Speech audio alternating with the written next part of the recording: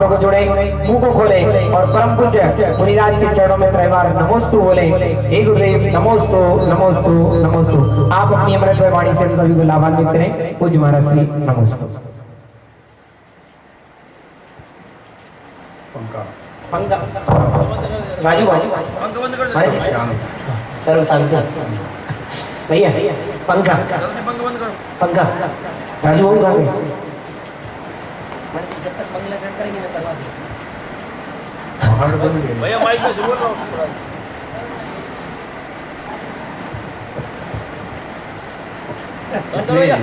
राजू को बोलो। 2100 तो वही चढ़ती है 20 और बाकी 150 और चढ़ती जय माँ मतलब लगभग 22-22.5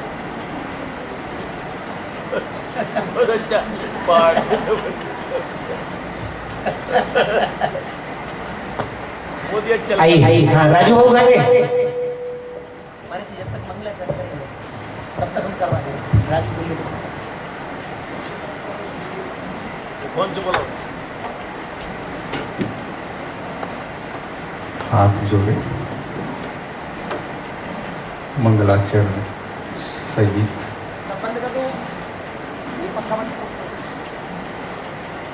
इस शिव चक्र महामंगल विधान की पूजा का उपसंहार के रूप में अंतिम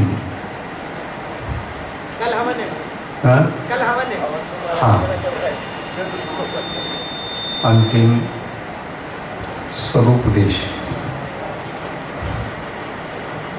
पूजा की अपेक्षा से अंतिम सुनेंगे। हाथ जोड़कर सर्वप्रथम मंगलाचरण। ओम नमः सिद्धेभ्यः। ओम नमः सिद्धेभ्यः। ओम नमः सिद्धेभ्यः। मंगलम भगवान वीरो मंगलम गौतमो गणी मंगलम कुंद कुंदार्यो जैन धर्मोस्तु मंगलम सर्वमंगलमांगल्यं सर्वकल्याणकारकं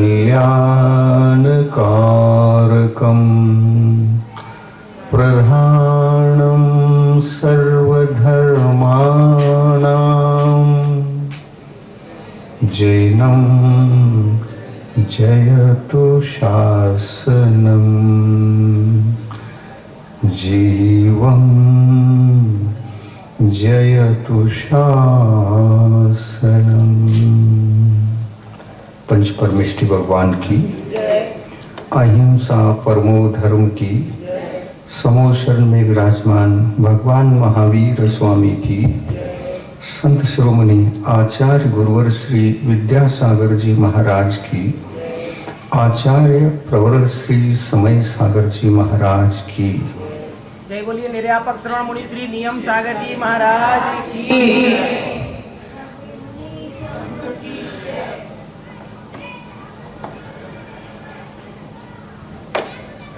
अभी मंगलाचरण में सर्वश्रेष्ठ मंगलाचरण का उच्चारण किया गया। जो मंगलाचरण कोई जैन हो, प्रत्येक व्यक्ति इसका उच्चारण बिना देखे ही कर लेता है और सबको आने लायक और ज्ञात मंगलाचरण है। इसमें अंतिम लाइन, अंतिम 2 पाद,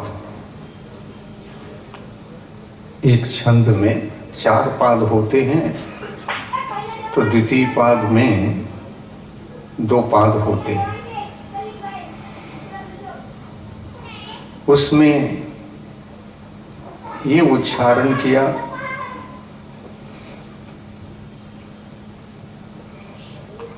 इसका उच्चारण किया गया,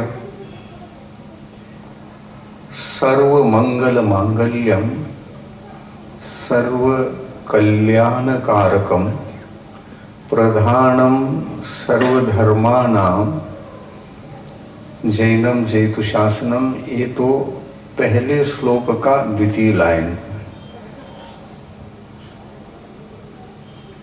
सर्व मंगल मांगल्यम सर्व कल्याण कारकम, क्या है ये? सभी का कल्याण करने वाला क्या है आखिर?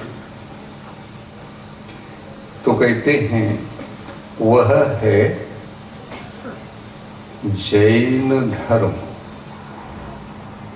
सबका कल्याण करता है। और इसमें इसलिए पावर है क्योंकि अहिंसा से वह चार्ज स्वयं हो चुका है, किसी ने किया नहीं। इसको चार्ज करने वाले कोई है ही नहीं। सनातन काल से पहले से इस तीन लोक में वो था, है और अनंत काल तक ये रहेगा।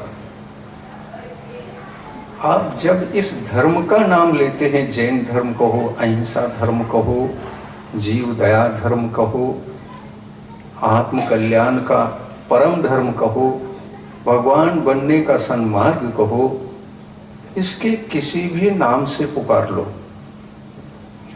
वो सब पुकारे हुए शब्द अलग अलग हैं, किंतु वो जो उसका अस्तित्व है, वो अस्तित्व नैसर्गिक है, अकृत्रिम है। कृत्रिम किसी भी प्रकार से नहीं है। और जो अकृत्रिम होता है वो पहले से भी होता है, तो वर्तमान में अभी भी उसका अस्तित्व रहता है, चल रहा होता है, गतिमान है वो। और भविष्य में भी उसका कोई अंत न होने से वो सदा ही रहने वाली एक नैसर्गिक शक्ति है। जैन धर्म को तो यूं पहचान लेना चाहिए अपने को सरल शब्दों में।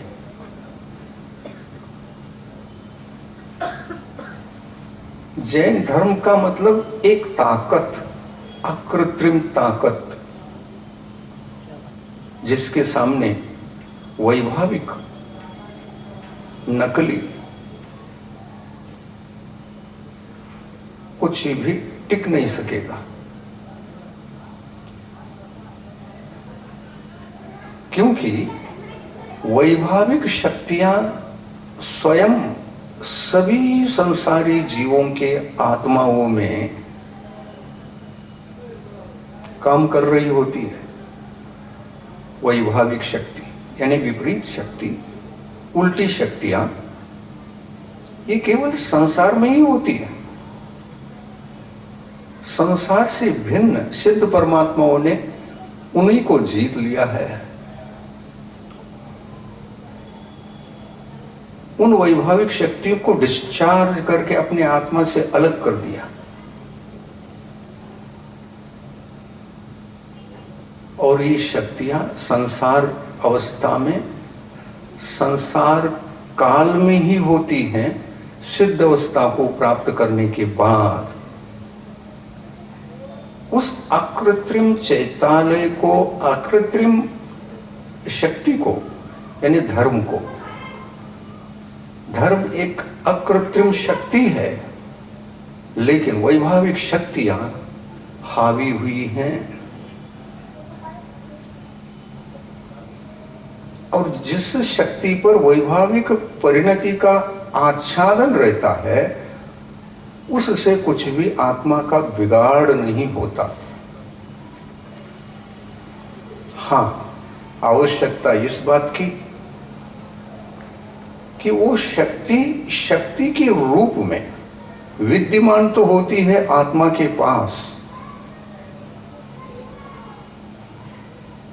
वो तो है, योग्यता है। बीज में वृक्ष बनने की योग्यता है कहेंगे, या बीज के भीतर वृक्ष ही है ये कहोगे? योग्यता है। बीज एक शक्ति है, तो उसमें उसी से वृक्ष बनेगा, उसी से फल लगेंगे, फूल खिलेंगे, पत्ते आएंगे, शाखा उपशाखाएं सभी खिल के बाहर आ जाएंगे। मूल संपत्ति बीज है, और बीज अपने आप में एक ही होता है। उसके दृष्टिकोण से देखो, बीज एक ही है, लेकिन एक बीज में अनंत बीजों को प्रकट करने की शक्ति है क्या? नहीं है। दिखती है क्या? ये चक्षु गोचर नहीं है, इसलिए दिख नहीं सकती, लेकिन ये है। ऐसा हम लोगों को जिसने समझाया है वो सर्वज्ञ देव है। इस प्रकार का जो ज्ञान है, हर क्षेत्र का जो समीचीन सम्यक ज्ञान होता है, उसका प्रदाता ये है। उन्होंने अपने बीज को सुरक्षित रखा।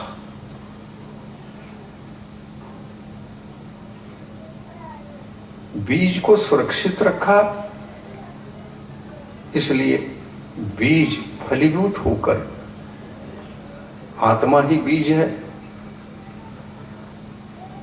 अपनी आत्मा को तो बीज के रूप में सुरक्षित रखा। उस बीज को मिथ्यात्व का घुन लगा था। 4 कषायों डैमेज कर रहे थे बीज को, और फिर सम्यक्त्व के नीम की पत्तियों को डाल दिया।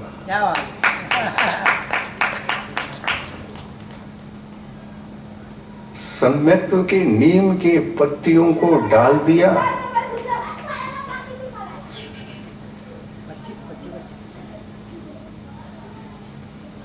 सम्यक्त्व के नीम के पत्तियों को डाल दिया।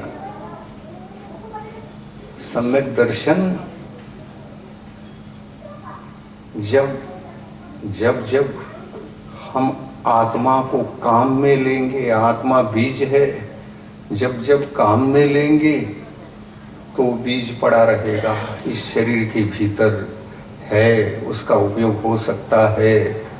लेकिन बीज सड़ा हुआ हो, घुन लगा हो, कीड़े पड़ गए हों, तो ऐसे 5 कीड़े, या तो यूं कहो उसको 5 को 6 बनाओ, इसमें सब घटित होता है। 5 कौन कौन से? तो देखिए, जैसे ही नीम के पत्तियों को डाल दिया जाता है, और सबसे ज्यादा वायरस उसी में होता है। किसमें? एक प्रकृति मिथ्या, तो जिसका नाम, वो तो कोरोना के समान है। मिथ्या तो कोरोना के समान है। आया कि हमारे आत्मा के जितने सद्गुण हैं सब लूट के ले जाता है। हम चारित्रवान थे, मिथ्या बना लिया उसको। हमारा ज्ञान सम्यक ज्ञान के रूप में था, हमारा बहुत उद्धार हो रहा था, आनंद आ रहा था। लेकिन मिथ्यात्व का ये वायरस कोरोना जब प्रवेश करता है, तो आत्मा के भीतर बर्बादी मचा देता है और आत्मा पूरी तरह से दुखी होता है। सुनामी और फिर उस दुखमय जीवन को जीने से बचने के लिए किसी सद्गुरु के डॉक्टर के पास चले गए तो वो कोरोना से बचा देते हैं। इस तीन लोक में सर्वश्रेष्ठ अगर डॉक्टर हैं तो 5, लेकिन एक डॉक्टर तो उपचार करते थे, कर सकते थे। कई डॉक्टर तो ऐसे हो चुके हैं जो डॉक्टर तो बन गए थे, उपचार भी कर सकते थे, सर्टिफिकेट भी मिल गया था, सर्वज्ञता प्रकट हो गई थी, जनोद्धार भव्य जीवों का उद्धार करके निर्वाण को प्राप्त कर सकते थे। लेकिन उन्होंने कहा हम तो मौन केवली हैं। मूक केवली को मौन केवली कहते हैं हम। मूक नहीं कहना अच्छा नहीं। केवल ज्ञानी मूक हो संभव है? मूक तो मूक होता है, जन्म से होता है, जो बोलना नहीं जानता। हमारे भगवान बोलना जानते हैं, लेकिन उनकी भावनाएं इतनी उत्कृष्ट थी कि हमको किसी के लिए उपदेश देना जरूरी नहीं है। उपदेश दिए बिना, पर का कल्याण किए बिना भी मोक्ष होता है कि नहीं? एकाध कोई आत्मा ऐसा भी विचार करता है और वो दीक्षा के उपरांत एक दिन भी किसी से उपदेश नहीं देता किसी को। और त्याग तपस्या में केवल आत्म कल्याण के अलावा किसी भी अन्य कार्य को नहीं करता। आत्मा का कल्याण सदा अपने सन्मार्ग को सुरक्षित रखकर, निर्दोष रखकर उसकी साधना में डूबा रहता है। उनको कहते हैं मौन केवली। न मालूम मूक केवली शब्द कहां से टपक गया। भगवंतों ने तो नहीं कहा होगा ऐसा मुझे लगता है। केवल ज्ञानी वस्तु स्वरूप के असली उपदेश देते हैं। वो चाहे शब्द रहे, चाहे शब्दों के भाव रहे, वो बिल्कुल परफेक्ट होते हैं, साइंटिफिक होते हैं। शब्द का उच्चारण कर लो, वो गलत नहीं है। और शब्द किस अर्थ को, किस भाव को धारण कर रहा है, उसमें भी कोई कमी नहीं रहती। उसी को कहते हैं सर्वज्ञ वचन। और इन्हीं सर्वज्ञ वचनों को जिनवानी ऐसी संज्ञा है।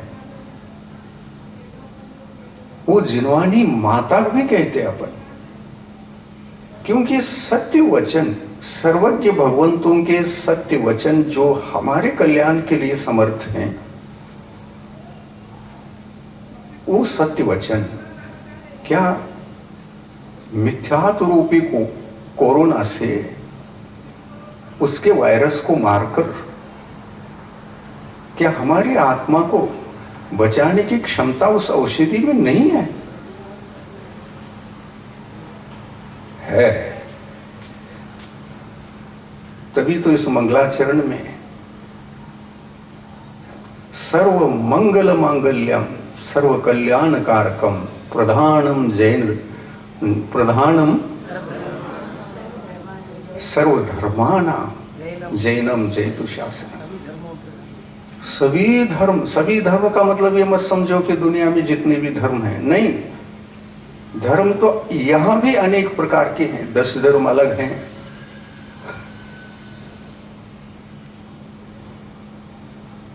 ये साधना के लिए 10 कहा है। ये 10 औषधि रूप हैं। ये 10 हैं तो ये 5 जो हैं, ये 4 तो कषाय के कीड़े हैं, क्रोध मान माया लोभ। ये वायरस को, कृमि कहो, जो भी आप समझना हो चाहो, आपने अपने अपने विचारों में समझ लो उसको। चाहे मिथ्या तू कहो, ये हमारे आत्मा के भीतर जो अनंत शक्तियां हैं, इन अनंत शक्तियों को गुण कहा है। आत्मा के भीतर गुण कितने हैं? आपने सिद्ध चक्र विधान कर लिया, एक एक गुण को अर्घ्य देते देते कहीं तो थमना पड़ा। अनंत को दिया क्या? एक एक एक एक करके।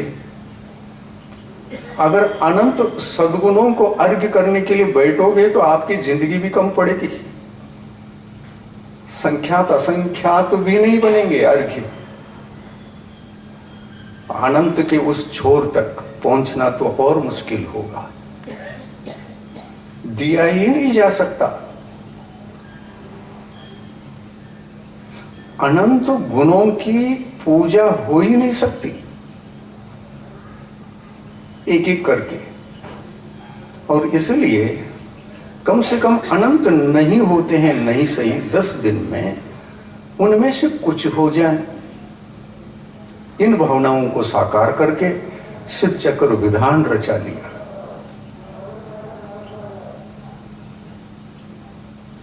क्योंकि आप लोग गृहस्थ हैं, संसार से तो समय को निकालना पड़ता है धर्म के लिए। कम से कम 10 दिन नहीं है तो कम से कम 5 दिन तो करें, जितना निकल सकता है। मीटिंग हो जाती है, चर्चाएं हो जाती है, 10 दिन बहुत होते हैं। ये विचार आए तो 5 दिन तो निकाल सकते हो ना, तो 5 दिन निकाल लेता है। निर्णय होता है 5 दिन के भीतर कितने अर्घ्य पूर्ण करना है। 1000 कितने 24, आज कितने दिया अंतिम दिन 1024। अब देखिए 1000 कहाँ, 1000, 2000, 3000, 4000 के 1000 गुण हैं। यहाँ लिखा है बोर्ड पर, वहां देखिए जहां नारियल चढ़ाया है, श्री 1008 सिद्ध चक्र महामंडल विधान। वो 1008 क्या संकेत दे रहा है? 1008 लिखते क्यों आप? और एक दिगंबर मुनि महाराज हो तो 108 लिखते हैं, और श्रावक हो तो कुछ भी नहीं लिखते, 0। तो असल में श्रावक 0 ही होता है, अन्यथा आपका भी कोई नंबर होता। आपके पास फोन भी नहीं, फोन नंबर भी नहीं। मोबाइल खरीदो, या तो उनसे खरीद लो या तो हमसे खरीद लो। 108 चाहिए कि 105 चाहिए, नंबर अलग अलग है। 105 का मिल गया तो आप एक सत श्रावक बनोगे, और 108 का मिल गया तो नमोकार मंत्र में पाए जाने वाले आप एक दिगंबर साधु रहेंगे। 108 का मतलब ये कोई व्यक्तियों की संख्या नहीं, गुणों की संख्या है।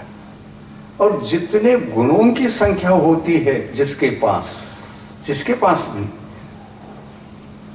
जितने गुणों की संख्या होती है, उतने ही गुणों के ऊपर आच्छादित करने वाले वैभाविक शक्तियां मंडराती हैं।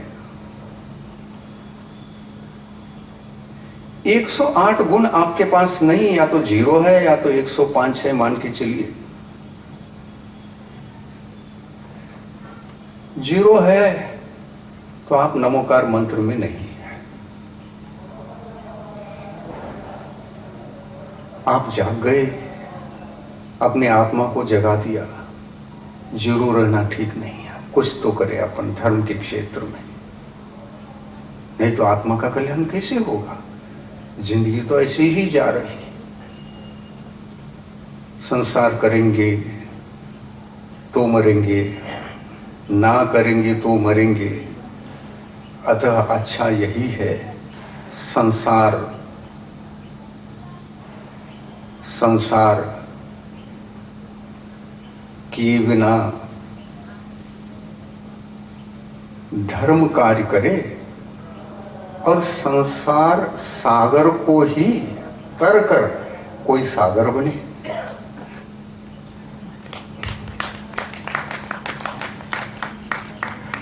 बने बिना तो सागर नाम नहीं रख सकते गुरु भी। भले ही 105 बन लो, क्षुल्लक ऐलक या प्रतिमाधारी, 11 प्रतिमाएं हैं। उन प्रतिमाओं में से एक नहीं, कम से कम 2, क्योंकि एक तो एक है, प्रतिमा लेने के भाव, आत्म कल्याण के भाव उसी व्यक्ति को होते हैं जिनको धर्म के प्रति लगाव है, अनुराग है, आत्म कल्याण को चाह रहा है, तरस रहा है। वो जीव सम्यक दृष्टि ही होता है। आत्म कल्याण के प्रति जो तरस है उसका नाम सम्यक दर्शन है। और इसलिए पहली प्रतिमा लेने की जरूरत ही नहीं है, सीधा दूसरी ले लो। पहली प्रतिमा का अर्थ होता है दर्शन प्रतिमा। सम्यक दर्शन का अर्थ होता है देव दर्शन नहीं। कई लोग भ्रम में हैं, पहली प्रतिमा ले लिया है तो वो समझते हैं रोज मंदिर जाता हूं, रोज दर्शन करता हूं, इसलिए पहली प्रतिमाधारी हूं। गलत बात है, धारणा उल्टी है। देव दर्शन करने का नाम सम्यक दर्शन, पहली प्रतिमा, दर्शन प्रतिमा, ये धारणा बना लोगे तो नरक में तो मंदिर भी नहीं है, लेकिन सम्यक दृष्टि है। वो भी दर्शन प्रतिमाधारी है। दर्शन प्रतिमा नारकी जीवों को है। जिसके पास सम्यक दर्शन हो वो दर्शन प्रतिमाधारी, और जिनके पास यही नहीं है वो प्रतिमा शून्य। नरक में तो क्षायिक सम्यक दृष्टि जीव भी रहते हैं। राजा श्रेणी का जीव अभी तो वही है नरक, प्रथम नरक में।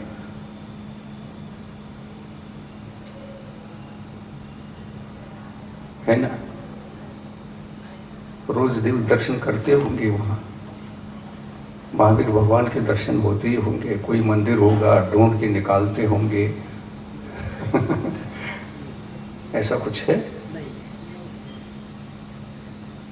नरक में मंदिर नहीं है, और न कोई सदगुरु मुनि महाराज। 5 परमिष्टियों में से एक भी परमिष्टि उपलब्ध नहीं होते नारकी जीवों को, कभी जिंदगी में एक बार भी। जहां 5 परमिष्टि नहीं, गुरु नहीं, देव नहीं, और पढ़ने के लिए उनकी वाणी शास्त्र भी नहीं, वहां सम्यक दर्शन पल सकता है। और इसी सम्यक दर्शन का नाम है दर्शन प्रतिमा। उसको प्रतिमा के भीतर स्वीकार किया गया है। जब आचार्यों ने यह विचार किया कि सम्यक दर्शन तो नरकों में भी है, बहुभूमियों में है, वहां कोई चैत्यालय वहां पर भी नहीं है, और न ही कोई दिगंबर मुनि महाराज का सद्भाव है,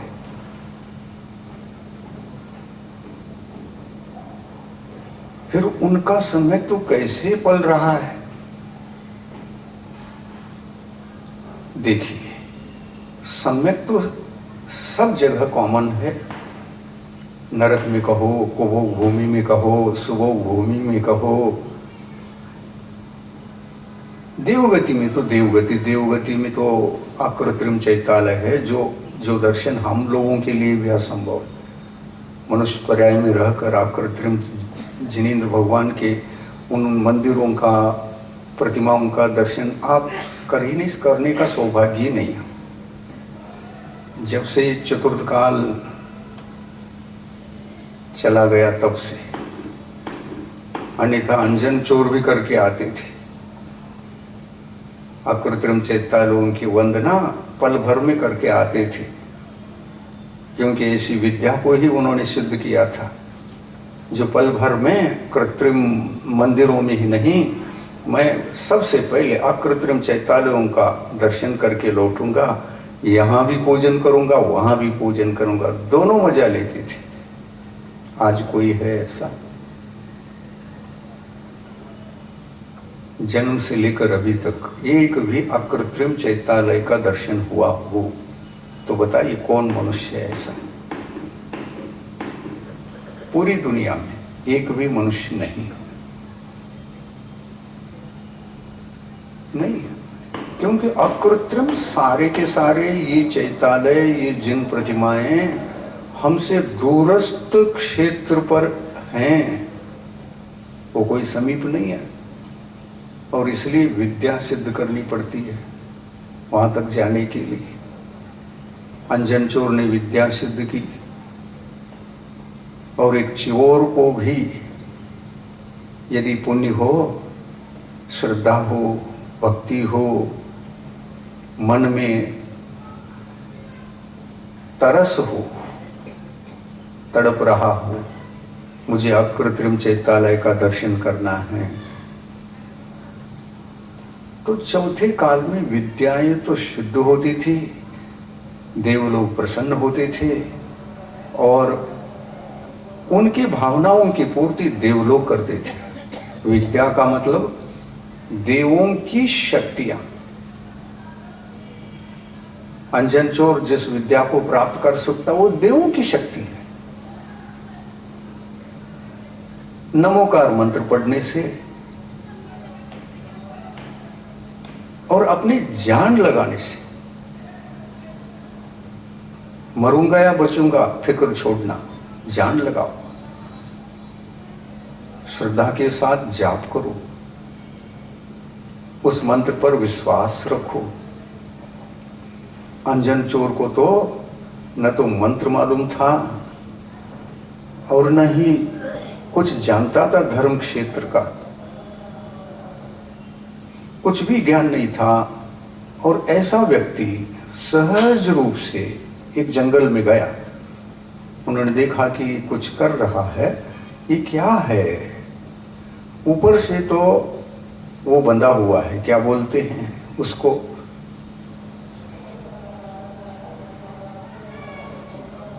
वृक्ष से, वृक्ष की जड़ें जो निकलती है ना, उन जड़ों में आधार बनाकर बांध करके उन जड़ों के बीच में बैठना और उन जड़ों को काटना।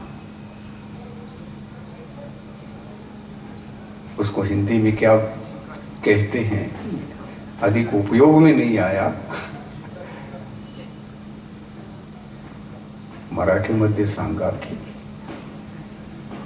काय म्हणतात?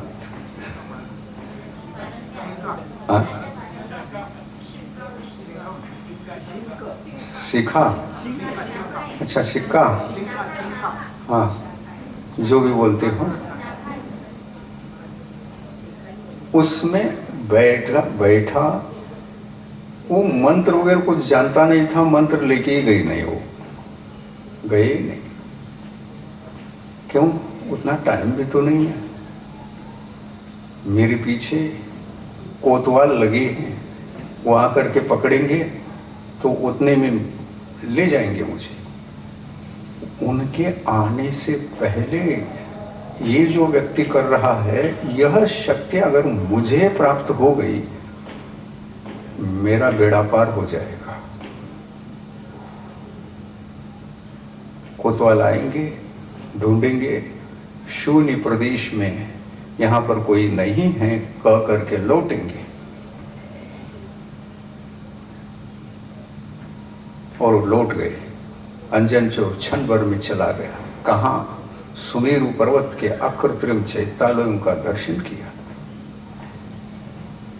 पर विद्या सिद्ध करते समय वो विद्या कैसी सिद्ध हो गई, तो उसका एक कारण है।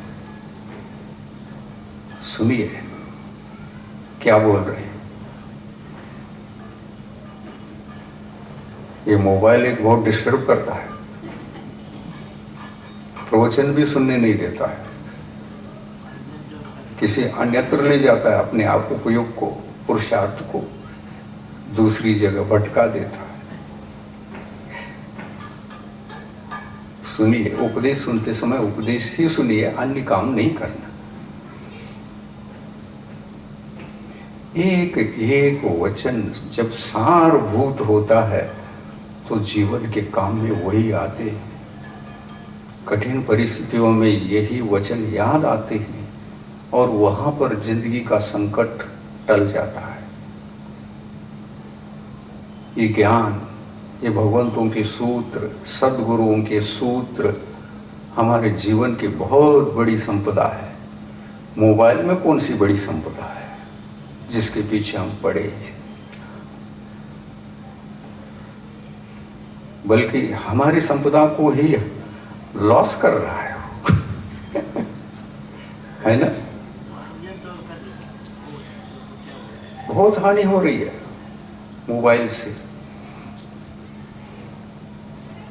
वही ये प्रवचन रिकॉर्ड कर लो, कालांतर में सुन सकते, चार लोगों को दे सकते हैं।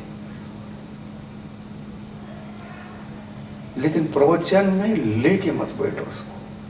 कोई ना कोई आएगा, आप कहाँ बैठे हैं, क्या कर रहे हैं, वो तो जानता नहीं है ना। वो तो जानता नहीं आप पंडाल में ही उपदेश सुन रहे हैं, हमको इस समय नहीं करना चाहिए फोन। कदाचित फोन आया तो विकल्प तो उधर ही जाता है, उपयोग उधर जाता है तो इधर से भटक जाता है। यहाँ पर जो कह रहे थे वो तो निकल गया। ऐसा कुछ करना हो, कम से कम धर्म सभा में ना करें, स्विच ऑफ करके बैठ गए, निर्विकल्प हो गए, सब ओर से शांत। अब कोई सांसारिक क्रिया नहीं, न फोन सुनना, न फोन करना, न विकल्पों का चिंतन करना। हो सकता है वो आपको बुला रहा हो, आपसे कुछ आवश्यक चर्चा करना चाह रहा हो, तो कितना बड़ा विकल्प डाल देगा वो। उनको मालूम नहीं है आप कहाँ हैं, क्या करें। नहीं, पूजन के काल में, अभिषेक के काल में, स्वाध्याय के काल में और गुरुओं का उपदेश सुनते समय और खाना खाते समय इसको दूर रख करके ही ये काम करना चाहिए। आज लोग खाना खाते समय भी उसको भी टाइम नहीं निकाल पाते खाना के लिए। एक बार खाना है, इसके पीछे लगे रहते हैं जैसे नोट गिन रहे हो, ढकेलते रहते हैं।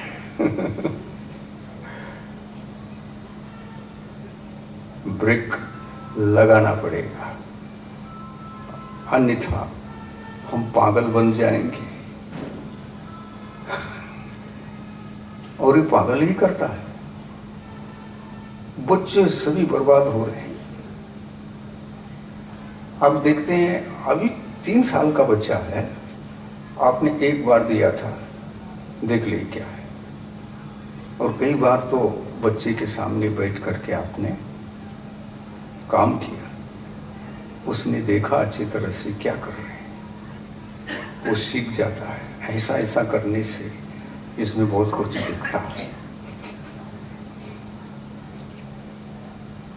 बच्चों का ज्ञान इतना निर्मल रहता है कि आपका एक नजर में सीख जाते हैं। स्मृति कार्ड, मेमोरी कार्ड बहुत पावरफुल रहता है उनका। देखता है कहाँ दबा रहे थे, आपसे मांगता है। कदाचित आपने उस छोटे बच्चे को, 3 साल का है, ज्यादा बड़ा नहीं है, एक बार भी हाथ में दे दिया और दबाना आ गया, खोलना आ गया, देखना आ गया, तब तो आपको बहुत परेशान करेगा वो। बच्चे ऐसे होते हैं, नहीं दिया तो रोएंगे, अशांत हो जाएंगे। नहीं दो, नहीं पहले खाना खा लो फिर बाद में हम देते हैं। नहीं, खाना भी नहीं खाएंगे, वही खाना है, वही पानी है, पहले वो दो। पागल होते हैं बच्चे। आजकल शिक्षण भी जो होमवर्क होता है आप लोगों का दिया हुआ, वो भी ज्यादा नहीं करते, इसमें समय खपा देते। और यूं धीरे धीरे धीरे आदत पड़ जाती है। आदत पड़ने के बाद फिर वो उनकी जिंदगी तो अध्ययन में, चिंतन में, स्कूली शिक्षण में न लगते हुए सारे दिन बर्बाद होते हैं। और फिर दुखी, क्या हुआ, एक विषय चला गया। लेकिन स्कूल वालों ने दया की, क्या किया, +5 करके आगे बढ़ा दिए। 5 कम थे, उन्होंने +5 किया, आगे बढ़ा दिया। और वह भी क्यों होता है? कभी तो ऐसा होता है, ऊपर के किसी मिनिस्टर ने आकर के देखा कि टीचरों की मेहनत कितनी है इसमें, तो संख्या पूछा जाता है, कितना परसेंटेज। तो परसेंटेज को अप डाउन बनाने के लिए ये मार्ग चुना जाता है कि स्कूल का नाम खराब ना हो, इसलिए +5 पास, +2 पास, +1 पास। लेकिन असल में फेल है ना वो।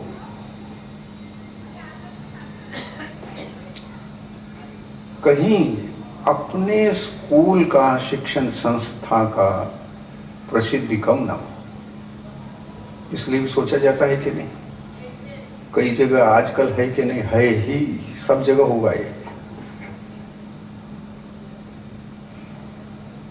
तो इसीलिए बच्चों को आप लोग भी शिक्षक अगर स्कूल में भी छूट देते, आप लोगों की तरफ से प्रतिबंध है ना, अन्यथा बहुत पनिशमेंट मिलता है। और प्रतिबंध होने के कारण से लाया नहीं जाएगा।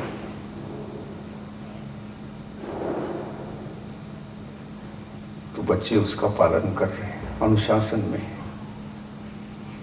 स्कूल है इसलिए अनुशासन में है, लेकिन यहाँ पढ़ते रहते हैं और पूरा मन मोबाइल में रहता है। 5 कब बजेगा घंटी, और जाकर मोबाइल पर कब बैठेंगे।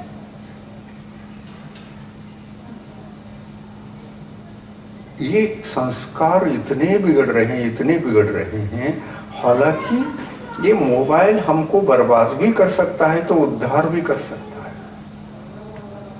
उस पर भी हम शिक्षण प्राप्त कर सकते हैं। लाइव है, यूट्यूब से अनेक टीचर ऐसे भी हैं जो ऑनलाइन पढ़ाते हैं और यूट्यूब बनाकर उसमें डाल देते हैं, तो उसके माध्यम से भी बच्चे ज्ञान प्राप्त करते हैं और वो परिश्रम कर लेते हैं। वो अच्छा है, अच्छा भी एक उसके द्वारा अच्छा भी हो सकता है, लेकिन उसको कोई नहीं करते। फालतू चीजें इधर उधर की, उसमें जो खेल है, गाड़ी जाती जाती जाती टकरा जाती है, बस्ट हो जाती है। ऐसे के कितने प्रकार के खेल आए।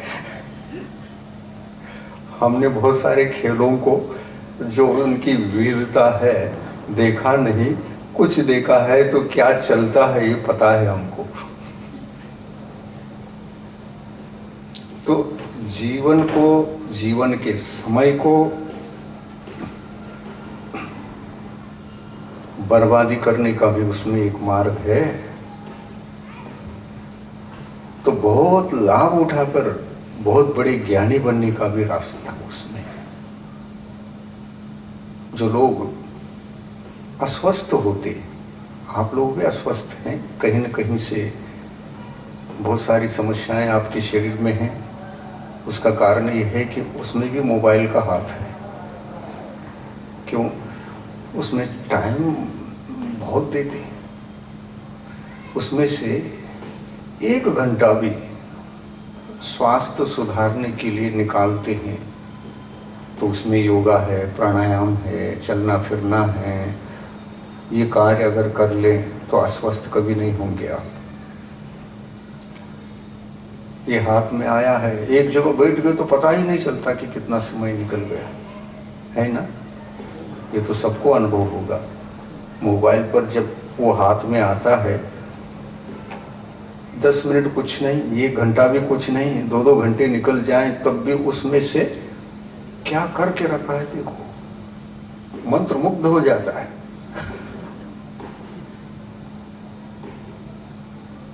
बहुत मोबाइल में इस युग का वरदान भी कह सकते हैं और अभिशाप भी कह सकते हैं उसको। लेकिन अभिशाप के लिए इसको बनाया नहीं था, उसको हम अभिशाप बना रहे हैं। वरदान के दृष्टिकोण से ये मोबाइल तैयार हो गया, वो सब जगह काम कर सकता है। तुम उसका आश्रय लेकर जीवन जिंदगी को बिगाड़ भी सकते हो, आश्रय लेकर जिंदगी जीवन को बना भी सकते हो। आज धर्म की प्रभावना भी बहुत आसान हो गया, विदाउट खर्चा, विदाउट परिश्रम। डालो, रिकॉर्डिंग करो, डालो, रिकॉर्डिंग करो, डालो। ये गुरुओं के उपदेश, शायद यही मोबाइल कम से कम 23 तीर्थंकर नहीं सही, अंतिम तीर्थंकर भगवान महावीर के काल में भी पैदा होता तो भगवान महावीर के उपदेश सुन सकते थे कि नहीं अपन? सोचो, दिव्य ध्वनि मिल सकती थी कि नहीं? गंधर्व प्रविष्टि कैसे, उनका टोन क्या, उनका उपदेश कैसा, किस भाषा में क्या बोलते थे, क्या चर्चा करते थे, लोग क्या प्रश्न पूछ रहे थे, उसका उत्तर कैसे दे दिया। इसको सुनते सुनते अगर रिकॉर्डिंग होते ना तो हम तो सुनने वालों में से होते, उपदेश देने की भी जरूरत ही नहीं है। गंधर्व परमेष्टि के जिनके वचन हमको भी मिल रहे हैं, आपको भी मिल रहे हैं, हमको उपदेश सुनाने की क्या जरूरत है? ये वो शक्ति है जिस शक्ति के माध्यम से अपने जीवन को वरदानमय भी बना सकते हैं तो अभिशापमय भी बना सकते हैं। जैसे आत्मा में अनंत शक्ति होती है, इस शक्ति का उन्मार्ग पर उपयोग होगा तो अभिशाप सिद्ध होगा, और इसे आत्मशक्ति का सन्मार्ग पर यदि इसका उपयोग करेंगे तो वरदान सिद्ध होगा।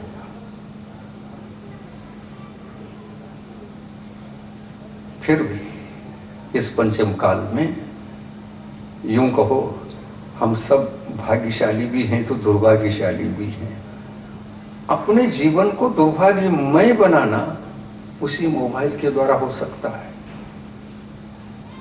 और सौभाग्यशाली बनाना भी उसी मोबाइल के द्वारा हो सकता है। लेकिन जीवन में छोटा सा एक संयम, अनुशासन, आत्मानुशासन को लेकर के चल पड़े, वरदानमय बन जाएगा अपना जीवन, मोबाइल सब ठीक। यदि कोई यंत्र, कोई वस्तु हमारा बर्बादी करने के काम में आया तो परिग्रह है। परिग्रह हमको बर्बाद ही करता है, वो परिग्रह की कोटि में आएगा। और यदि उसके आश्रय से आप कल्याण कर रहे हैं तो जैसे एक शास्त्र हमारे लिए वरदान है, उपकरण है, शास्त्र उपकरण है, कमंडल उपकरण है, पिंची उपकरण है, गुरु भी उपकरण है, भगवान भी उपकरण है, और इन सब की वाणी भी उपकरण है, जिसके माध्यम से अपने जीवन को वरदान में ढालकर कल्याण कर जाते हैं और अपनी आत्मा को हम भी भगवान बना लेते हैं। जो भी यंत्र है उसका सदुपयोग की ओर दृष्टि हो जाए तो कितनी बड़ी प्रभावना होगी। आज बाह्य प्रभावना तो बहुत बढ़ रही है। आज का किया हुआ प्रवचन, एक एक शब्द हजारों साल तक सुरक्षित रखा जा सकता है। और जब तक है नेट पर सुरक्षित रहे, बस नेट पर जब तक सुरक्षित है तब तक जीवों का कल्याण होता ही रहता है। हम आज आचार्य भगवान कुंद कुंद की वाणी सुन नहीं सकते, उनके ग्रंथ पढ़ने पड़ते हैं, छपाने पड़ते हैं, फिर पढ़ करके अर्थ निकालना पड़ता है।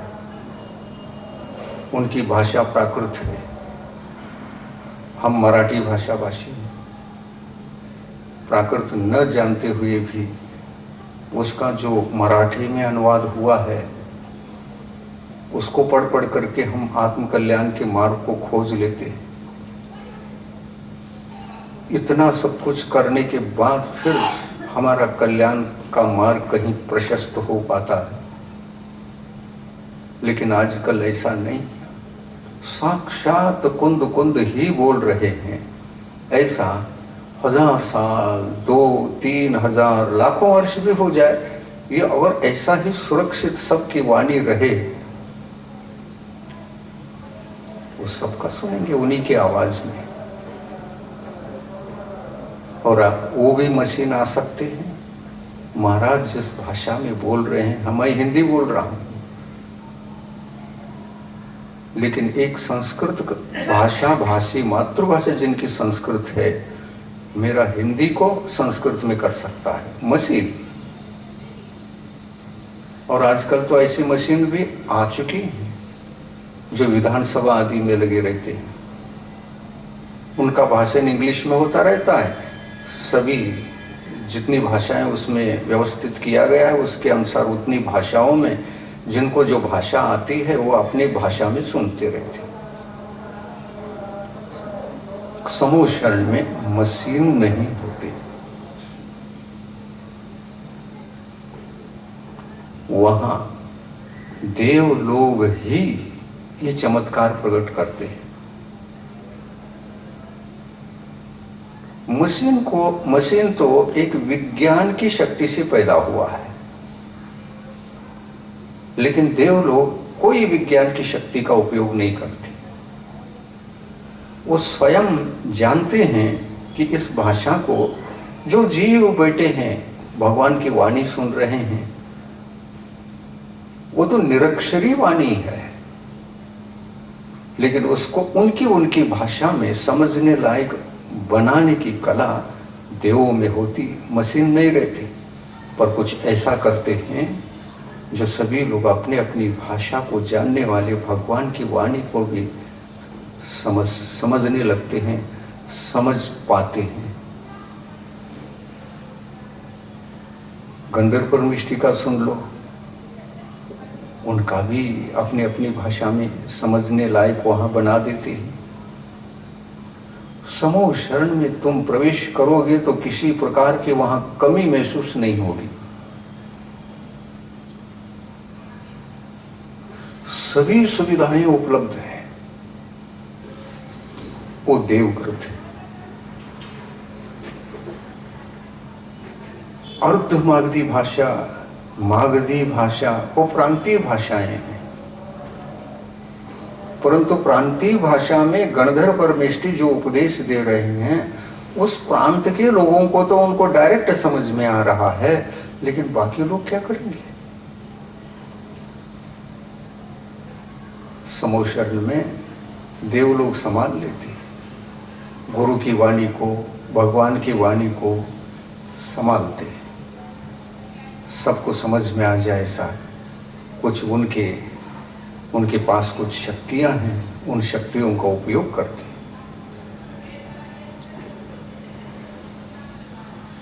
जो भी हो, हमको ये समझना है कि मोबाइल से सुने तो प्रवचन सुनेंगे,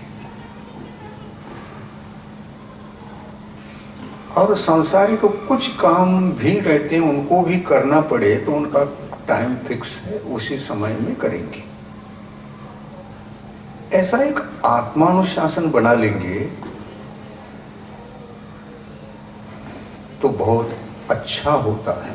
संसार के क्षेत्र में है, संसार कार्य कर रहे हैं, लेन देन हो रहा है, तो उसी क्षेत्र में जितना होता है होने दो। उस समय धर्म मत करो, पर धर्म छोड़े बिना वो कार्य करो। जरूरी है क्या? जब मोबाइल उठाओगे, संसार के बातों को करोगे, करना पड़ता है, तो सम्यक दर्शन को दांव पर लगा दो।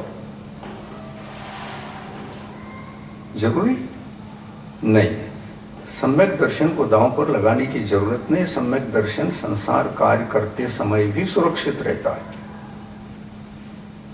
देव रात दिन भोगों में व्यस्त रहते हैं, लेकिन उनका सम्यक दर्शन अटल है।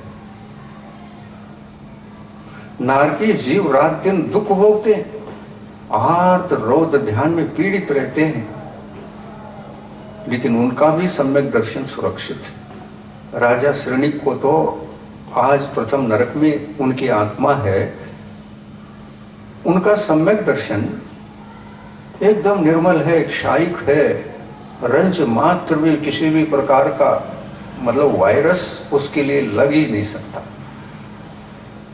न मिथ्यात्व का न कषायों का।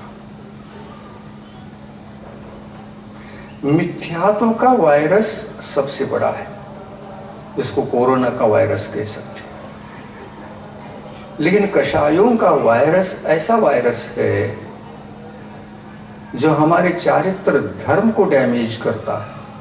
क्रोध से चारित्र धर्म डैमेज होगा, मान से चारित्र धर्म डैमेज होगा, माया और लोभ से भी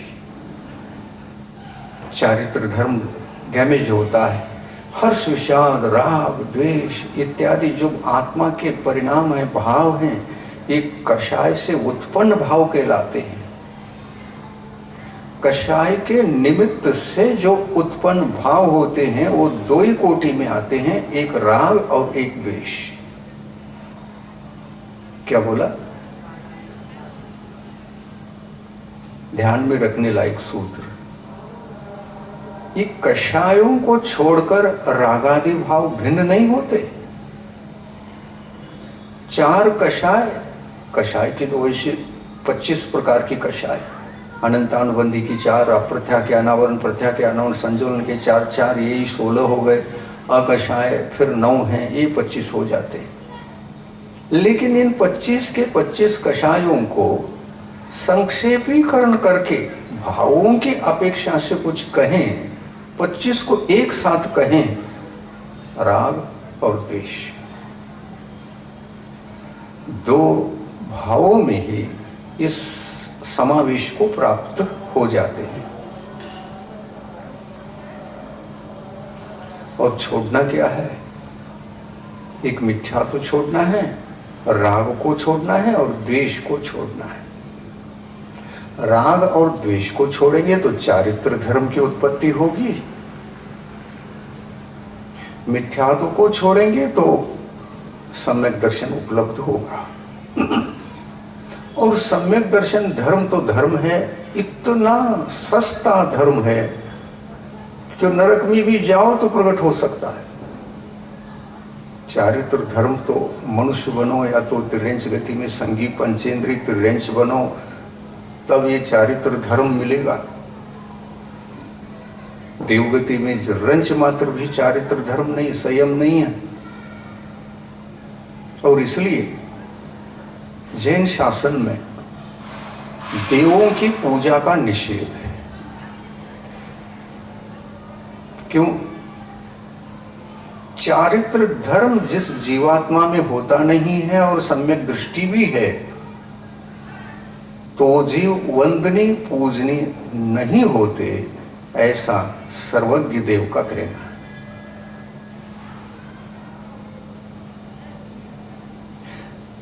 मनुष्य गति में भी जब तक चारित्र धर्म नहीं आता, तब तक वंदनीय पूजनीय अवस्था नहीं होती। मनुष्य गति में आप देवों के समान हैं। जब तक आपके जीवन में चारित्र धर्म नहीं आएगा, आप देवों के लेवल पर हैं। उनके पास भी सम्यक दर्शन है, आपके पास भी सम्यक दर्शन है। तो सम्यक तो धर्म चारों गति में सुलभ है, लेकिन चारित्र धर्म चारों गति में सुलभ नहीं। ये होगा तो एक देश होगा तो त्रिंज गति में होगा, और मनुष्य गति में एक देश भी होगा और पूरा भी होगा। और पूरा चारित्र धर्म किसके पास होता है? ये सोचो तो दिगंबर मुनि के अलावा किसी के जीवन में चारित्र धर्म पूरा नहीं होता। अब ये चारित्र धर्म क्या है? अहिंसा। सम्यक तो धर्म क्या है? अहिंसा। रत्नत्रय क्या है? अहिंसा। और ये अहिंसा कितने प्रकार का है ये पूछो तो उसके रूप तो दो ही हैं। एक बाहरी रूप है और एक भीतरी रूप है। भीतरी रूप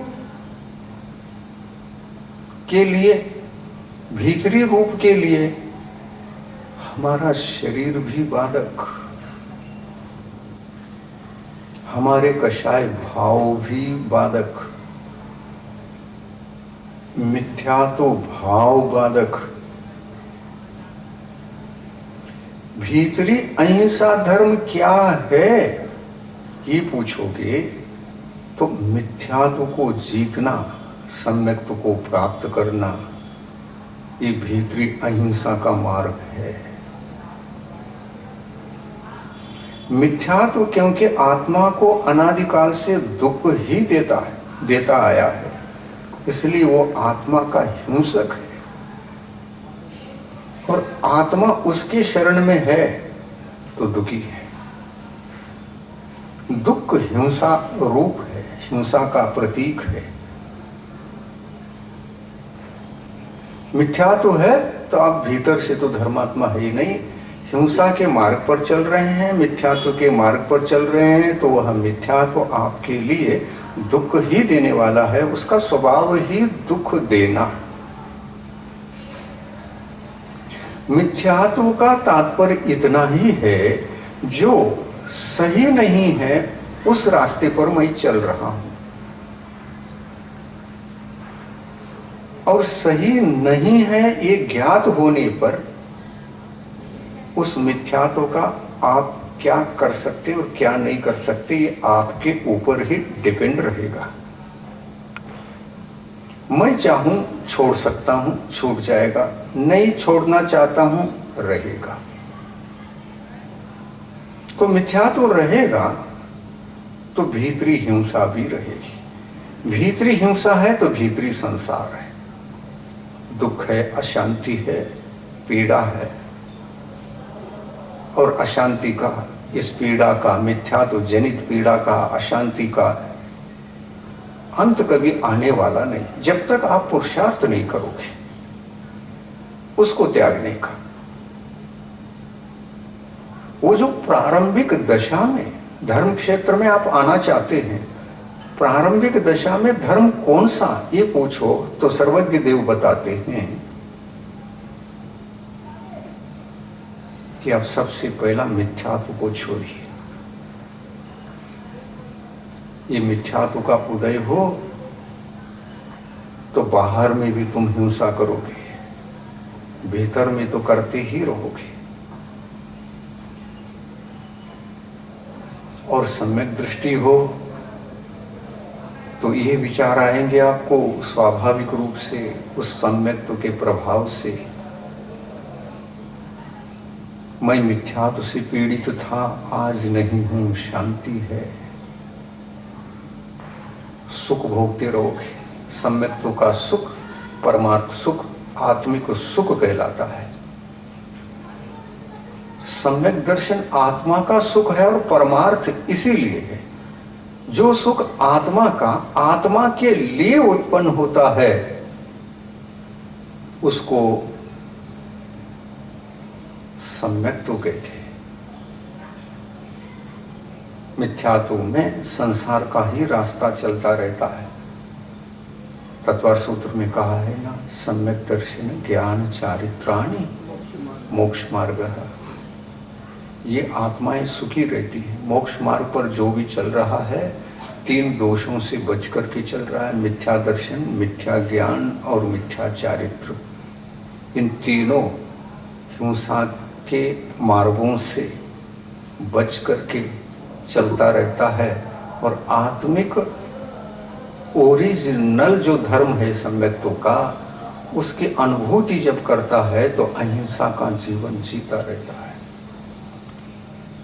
खुद मजे में है और उस मजे को चखने के लिए दूसरे को भी बता देता है, क्या कर रहे हो, जिंदगी को क्यों बर्बाद कर रहे हो।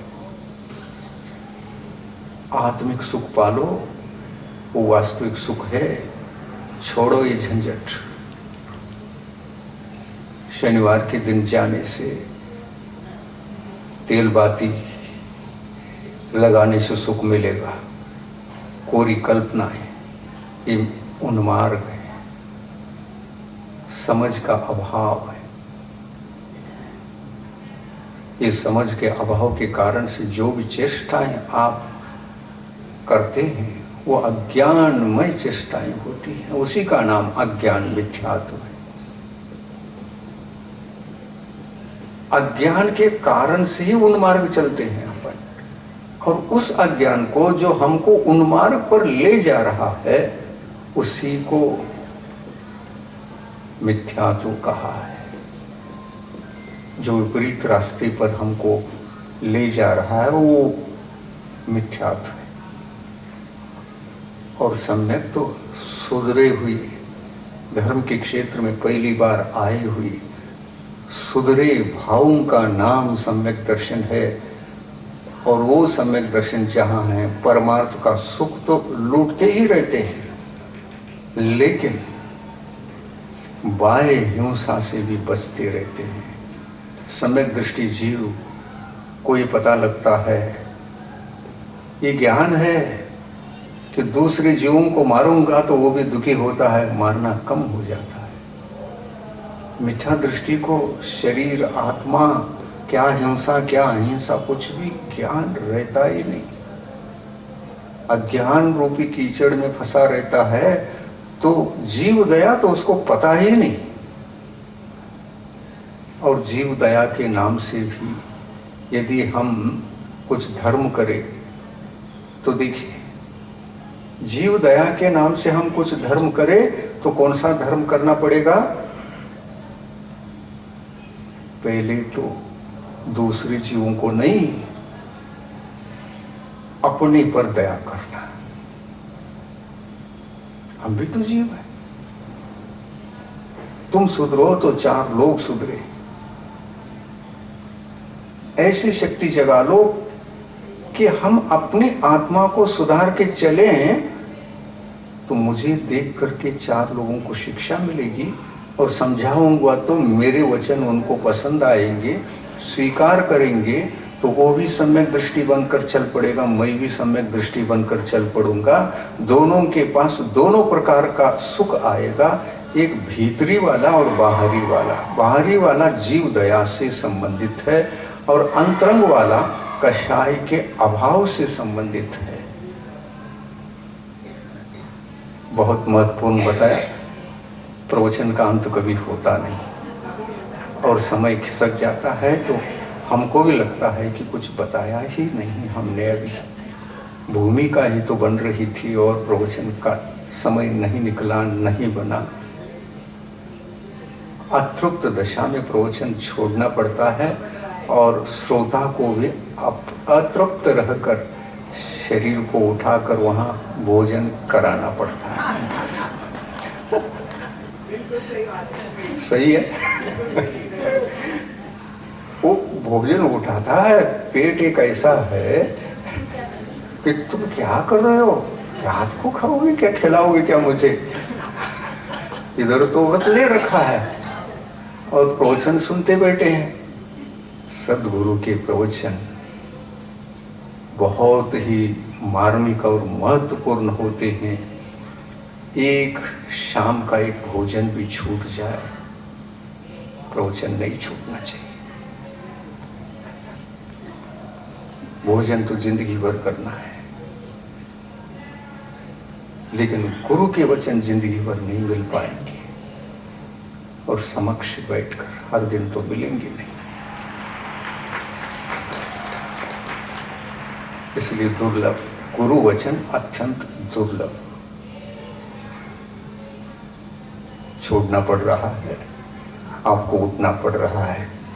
इतने में हम संतोष वृत्ति को धारण करके आगे बढ़ेंगे, आपके लिए ज्यादा विघ्न न हो। जिनवाणी। प्रभु देव तुम्हारे पवित्र मुख से निसृत जो शीतल वाणी, जग जन मन के मल को धोती, अतः कहाती जिनवाणी। जयवंतो माँ जग में तब तक जब तक सूरज चांद रहे, शीश नवाते कर्म हरो माँ, अब तक हम विषयांध रहे, अब हम ना विषयांध रहे। द्वादशांग जिनवाणी माता की जय। संत श्लोक 50 लोगों का कल्याण होता है, परंतु ये एक भी व्यक्ति को नहीं छोड़ता विश्व में, हर एक के हाथ में दे देता है, और वो भी 1 सेकंड में। 1 सेकंड यहाँ से यूएस तक में पहुंच जाता है। ये इससे बढ़कर के स्पीड पोस्ट क्या हो सकती है। महाराज जी, पाटनी परिवार का कल विधान है, वो ऐसे ही आज चूंकि फल आदि नहीं चढ़ा सकते, तो ऐसे ही नमोस्तु करके कल के लिए आशीर्वाद लेंगे। इनका बहुत भाव था महाराज जी सिद्ध चक्र विधान करने का, लेकिन ऐसा अशुभ कर्म उदय में आया कि इनके कारण और भी 2-3 परिवार नहीं बैठ पाए। हाँ, कल का शांति विधान उसके लिए करेंगे और सामूहिक रूप से करेंगे सभी लोग। हाँ, वर्धा में रहते हैं। बड़े भैया हैं, 3 भैया है ना, 3 है। हाँ, 4 भाई है हमारे। 4। अच्छा, आप छोटे। 4 भाई और 1 बुआ। क्यों? 1 बुआ अंजना से होते हुए जब गए उधर। हाँ, आप लोग जाइए ना। बाहर से ही गए थे। हाँ, अच्छा। आप बाहर के बाहर ही निकल गए थे, आपको सब। हाँ, देखो, हम गुरु के पास जा रहे थे, लगभग वर्धा के पास ही पहुँचे।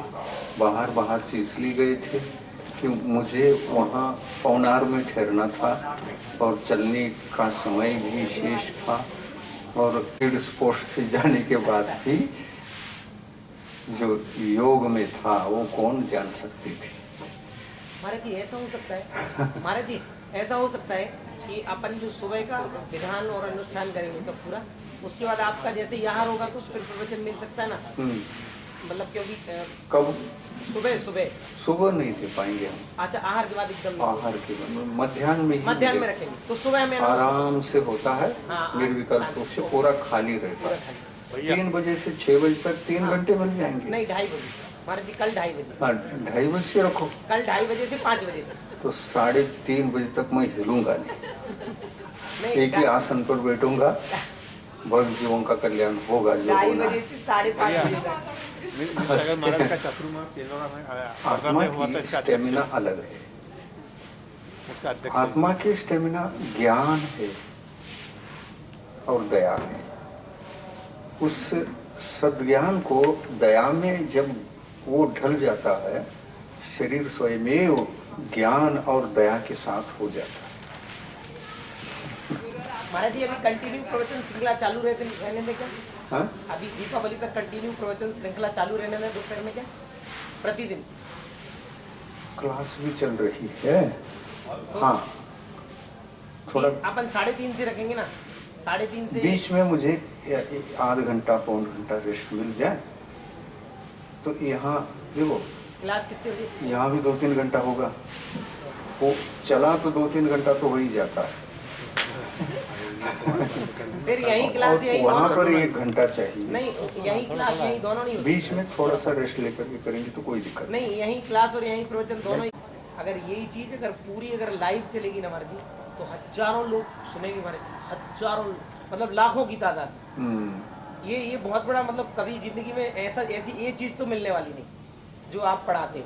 तो अगर ये हो गया ना तो अपन क्रम से जो श्रृंखला चलती है ना, तो अगर वो चालू कर दी, कोई शास्त्र को आधार बनाकर, व्याकरण शास्त्र को आधार बनाकर तो हम नहीं चला रहे हैं। तो क्या ये तो सिर्फ हम ये वो कर रहे हैं कि संस्कृत व्याकरण में जो मुख्य मुख्य मुख्य सिद्धांत हैं, उन सिद्धांतों को ध्यान में रखेंगे। वो अनुशासन है, कुछ नियमावलियां हैं, उनको प्रयोग करके बता रहे हैं और वो प्रयोग सुन लेंगे तो बोलने की शैली जल्दी आएगी और कम समय में वो तैयार कर पाएंगे। पता न होने से, वो मुख्य पता न होने से समय भटकता लॉन्ग हो जाता है। तो समय के बचाव के लिए पर्टिकुलर हम संघ वालों को ही दे रहे हैं, क्योंकि उनकी भाषा में देनी पड़ती है। हाँ, उसमें मराठी है, कहीं कन्नड़ है, उसमें कहीं कन्नड़ स्पर्श होगा, कहीं मराठी है, कहीं वो मतलब सब तरह से सामूहिक रूप से देना पड़ता है। वो सामुदायिक में नहीं चलेगा। नहीं, वो सिंगल अलग चीज। हम्म, पर महाराज जी इसका पूरा जैसा आचार्य श्री कोई चीज पढ़ाते थे ना, हाँ। तो आज भी वो चीजें अमर हो गई, मतलब वो सब रिकॉर्डेड है। और हम्म। बड़े बड़े मुनि, हाँ। एक से बड़े बड़े मुनि आज के वो व्याकरण सुनते हैं। रिकॉर्डेड नहीं है। व्याकरण नहीं है, हाँ। लेकिन अन्य चीजें जैसे तत्वार वो सूत्र है, चर्चाएं हैं, तत्वार सूत्र तत्वार हैं, सूत्र है, अष्टपाद, सारे ग्रंथों पर जो उन्होंने पढ़ाई कराई है, वो अच्छे बड़े बड़े विद्वान हाँ, पढ़ रहे हैं हाँ, उसको सुन के। हाँ, वो पढ़ाई जो हुई है वो सुरक्षित है। वो सर व्याकरण कोई व्याकरण सुरक्षित नहीं है। नहीं, वो संघ के लिए ही पढ़ाते थे। धर्म कोटरेन तंत्र ಅಂತ ಕಲ್ಯಾಣ ಆಗ್ತಿದೆ. ಹಾ, ಇದು ಆನಂದ ತಗೋಬೇಕು. ಯಾಕಂದ್ರೆ ಎಲ್ಲಾರ್ಗೂ ಜೀವನ ಸಣ್ಣದೈತಿ. ಈ ಜೀವನದಾಗ ಯಾರು ಯಾವಾಗ ಬಂದು ಯಾವ ಟಿಕೆಟ್ ತಗೊಂಡು ಎಲ್ಲಿ ಹೋಗ್ತಾರ ಗೊತ್ತಿಲ್ಲ. आपको जी समझ में नहीं आता, बिल्कुल ही समझ में नहीं आता नहीं।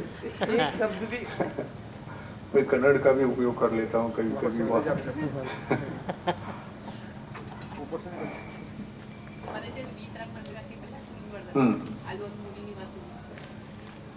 मुनि निवास 2 पौतर निवास ಹೇಳಿದಿರಲ್ಲ. ಹಾ, ನೀವು ಅಂತ ಮತ್ತೆ ಯಾರಿದ್ರು ಹೇಳ್ರಿ, ಅವ್ರಿಗೆ ಆಶೀರ್ವಾದ ಮಾಡ್ತೀವಿ.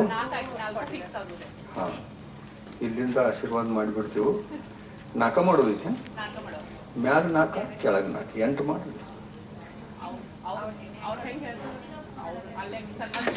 ಅಲ್ಲ ಮತ್ತೆ ಯಾರು ತಯಾರಾಗ್ತಾರೆ ಅದ್ರಾಗ ಪ್ರೇರಣಾ ಕೊಡ್ಲಂದ್ರೆ ಮ್ಯಾಗಿನವ್ರು 4 ಮಂದಿ ತಯಾರ.